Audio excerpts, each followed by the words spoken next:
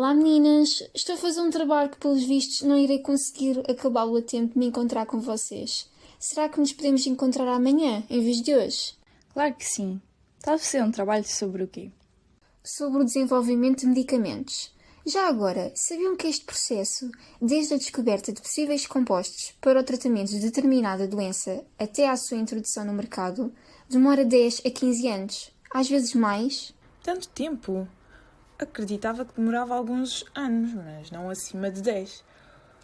Mas durante a pandemia a vacina do Covid foi desenvolvida praticamente num instante. Sim, mas o desenvolvimento de fármacos é diferente do desenvolvimento de vacinas, tanto na investigação como nos ensaios pré-clínicos e clínicos. De qualquer forma, acerca da vacina do Covid, essa situação foi uma exceção e não a regra. Repara que o vírus afetou o mundo inteiro. Era uma emergência global. E para conseguirmos desenvolver e implementar a vacina num curto período de tempo, foi necessária a colaboração de investigadores, produtores e distribuidores de vários países. A tecnologia que permitiu o seu desenvolvimento também tem sido estudada durante anos, para além do facto de que já se conhecia algumas características deste vírus, e assim os cientistas não partiram do zero. Deste modo, foi possível acelerar o processo sem comprometer a eficácia e a segurança da vacina. Se o desenvolvimento de um fármaco demora assim tantos anos, então quais é que são as fases que compõem este processo? Numa primeira fase, os investigadores conseguem identificar várias moléculas promissoras para o tratamento de uma doença e, de seguida, estudam o seu mecanismo de ação, a sua afinidade à proteína-alvo e a sua estabilidade. Já na segunda fase, os investigadores vão avaliar a toxicidade e a eficácia dos compostos escolhidos, bem como a farmacocinética, ou seja, aquilo que o nosso corpo faz ao composto, e a farmacodinâmica, aquilo que o composto faz ao nosso corpo, realizando testes in vitro, ou seja, em tubos de ensaio, e in vivo, em animais, por exemplo. E a isto designamos de ensaios pré-clínicos. Numa terceira fase, começam os ensaios clínicos, em que os candidatos a fármacos vão ser testados num grupo de pessoas seletivamente escolhidas, seguindo um protocolo muito bem definido. E qualquer pessoa pode participar nesses ensaios clínicos? De certa forma, não. As pessoas que participam nestes ensaios são voluntárias, mas apenas foram escolhidas aquelas que reúnem determinadas características que são necessárias e relevantes para estudar o efeito do fármaco. Além disso, mesmo quando voluntarias para determinado ensaio, tens que dar um consentimento informado, ou seja, dás a tua autorização de forma consciente e autónoma após os responsáveis pelo estudo esclarecerem e fazerem-te compreender os possíveis riscos, benefícios e alternativas ao estudo para o qual te voluntarias. Estes ensaios podem demorar 5 a 7 anos, sendo também constituídos por várias etapas, em que em cada etapa o número de participantes no estudo vai aumentando, enquanto que o número de candidatos a fármacos vai reduzindo. Na quarta fase, caso exista evidências desde o início do processo e ao longo dos ensaios de que um determinado composto é seguro e eficaz, os investigadores podem submetê-lo para avaliação pela EMA, a Agência Europeia do Medicamento, isto para países pertencentes à União Europeia, ou então pelas autoridades nacionais de saúde, como o Infarmed, no caso de Portugal.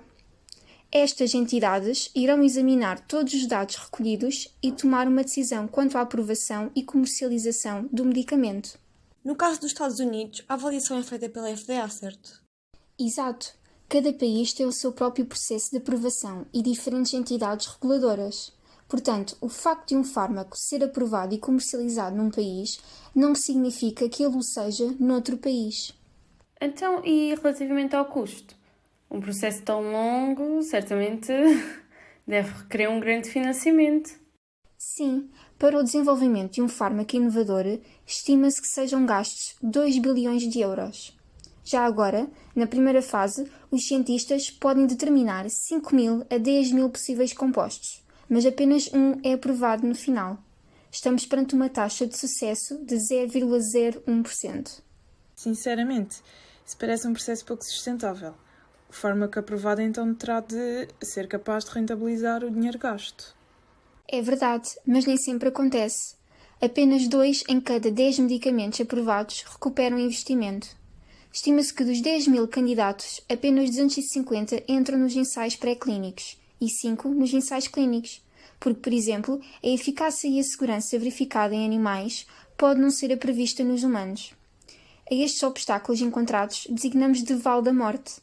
O facto de tantos candidatos falharem em fases relativamente tardias deste processo de desenvolvimento, tendo-se já gasto muito dinheiro, implica que o investimento seja elevado. Mas com todos os avanços da tecnologia e todo o aprofundamento do nosso conhecimento, de certeza que existe uma forma de tentar reduzir o custo e o tempo gasto. Tens razão. Atualmente, o desenvolvimento de um fármaco não ocorre de forma tão linear como há pouco expliquei. O novo paradigma que rege a forma como os medicamentos são descobertos e desenvolvidos baseia-se na ciência translacional. O grande objetivo deste método é aplicar o conhecimento obtido com a ciência básica na ciência clínica, ou seja, aprofundar o nosso conhecimento quanto ao avanço em estudo, os fatores que para ela contribuíram e os mecanismos a ela associados, usando modelos, nomeadamente animais, e transpor esse mesmo conhecimento para o ser humano, para o tratamento de determinada doença.